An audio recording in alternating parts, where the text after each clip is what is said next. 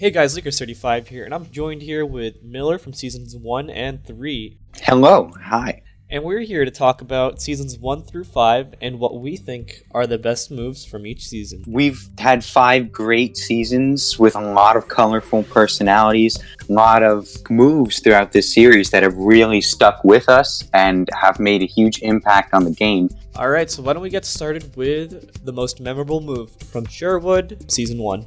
Alright, so in my opinion, and most people might not have noticed this, but at the end of Season 1, when it was down to just Andrea, Kyle, and Nathan, they participated in a final reward challenge that allowed the winner to vote back on a jury member. In this challenge, Andrea, who had not really won any challenges throughout the entire season, convinced Nathan, her puppet, to throw the challenge to her. Nathan exceeding the 8 minimum.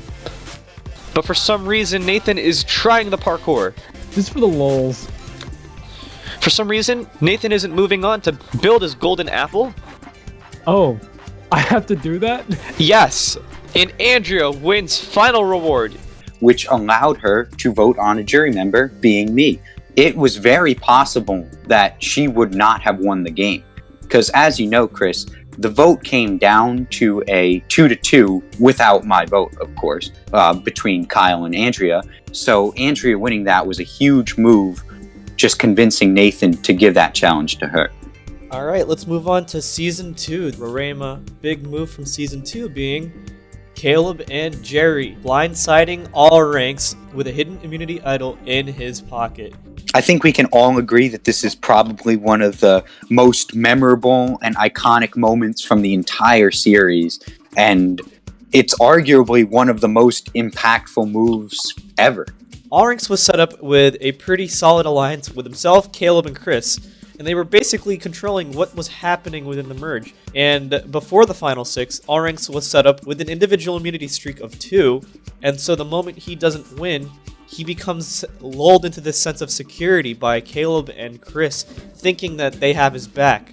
But Jerry knew that he was on the bottom of a lot of things, was able to convince Caleb into voting with Jerry to tie everything up 2-2-2. Seeing him go wouldn't be the worst thing in the world. Well, why don't we do something about that then? When Caleb confronted Jerry about voting him out, he decided, instead of lying about it, trying to save himself, he owned up to wanting Caleb out. I'm not gonna lie, I have said your name, but I do have And then used the connection that they made to want to get All Ranks out. The importance of that is, if Jerry doesn't flip, he goes home. Stands up, looks at my fellow competitors. You know what? I'm making a move, Chris. It might not be a Final 5 move, but I think I'm gonna sit down and not use it. If I go home, so be it. Okay, Arinx is not playing an idol. It hit All Ranks from left field because he had no idea it was coming to him. Arinx, we are tied.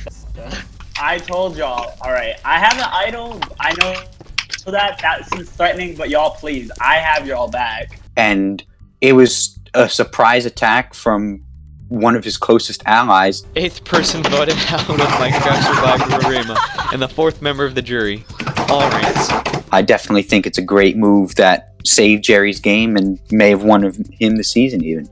Alright, and so let's move on to Season 3. Ivory Coast, the move in Season 3 is... This might be a more low-key move. Sooner was fairly close to Dim, but other people wanted him out. So what Sooner did was he gave Dim his fake hidden immunity idol. And in doing so, Dim felt lulled into a sense of security that he had Sooner watching his back, and he had no reason to believe that the idol was fake. So when the blind side came, and the 5th member of the jury, Dim. Oh my god, I had a f***ing idol. No. I hate myself. Dim didn't think that Sooner would betray him. So Sooner played damage control while also getting out a target in the game, gained trust with his new allies while also remaining on Dim's good side, securing a jury vote in the end. Alright, we'll move on to Season 4, How Long. In my opinion, I think the move of the season was Sin War, convincing Hope to stay at the final 5. Just for a little bit of background, Sinwar was probably arguably one of the biggest threats in the game at this point. He had just taken out his closest ally in Happy at the final 7, sending him home with not only a completed individual immunity idol, but also what was essentially a steal a vote with the balancing rod advantage.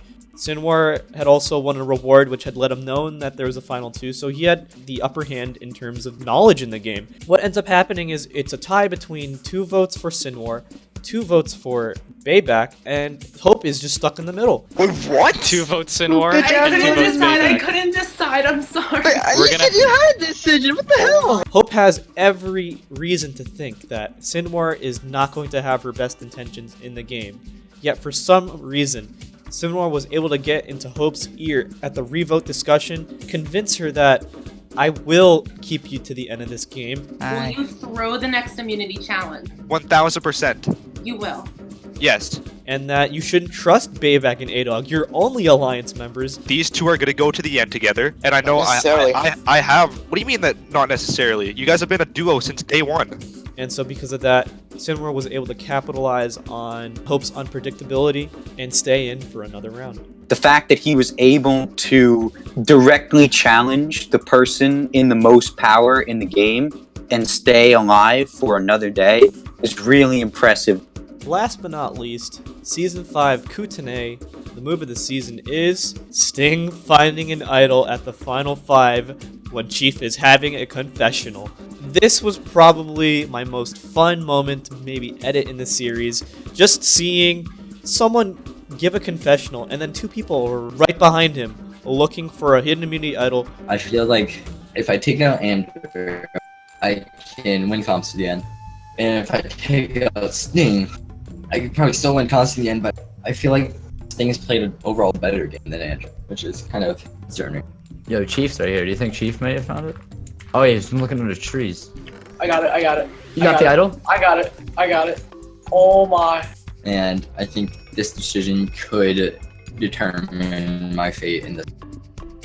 Oh, someone just found an idol. Oh my god. Had Sting not found that idol, he was honestly going to be the one going home, but because he found that idol, he sent someone who was arguably going to get a lot of votes in the jury, Andrew, home for the 2nd time in the season.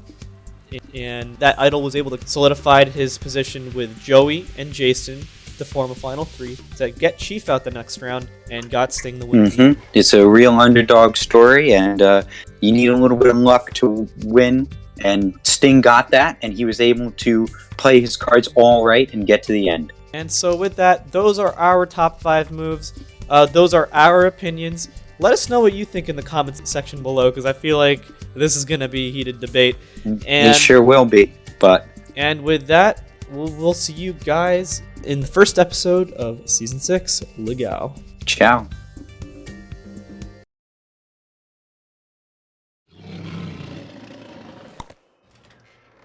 Alright, it's Brady versus Bayback for the final 16th spot of Survivor All-Stars. Everybody else is waiting for who's going to join them in an all-important season. I'm really hoping that Bayback wins this challenge. Brady was an ally to me in Season 4, but Bayback played a way better game than Brady did, and I think he deserves a spot in All-Stars. Alright, gentlemen. First person to 2 wins is officially on the casts. Survivors ready? Go! And Bayback wins the first point. Survivors ready? Go. I need Brady to win this. He's my best friend, and if he doesn't get in, I might be screwed. And Brady wins the 2nd round. It all comes down to the final point. The person who wins this round is on the cast for Season 6. Survivors ready? Go. And Brady is on the cast for Survivor Season 6. I'm sorry, Bayback. You will not be playing in Minecraft Survivor Ligao. Hopefully you get another shot someday. It's pretty wild seeing Bayback not getting the season over Brady. It's tough that he got eliminated before he could even play. You know, if people are already getting out 5 minutes into the season, this season's going to be pretty crazy.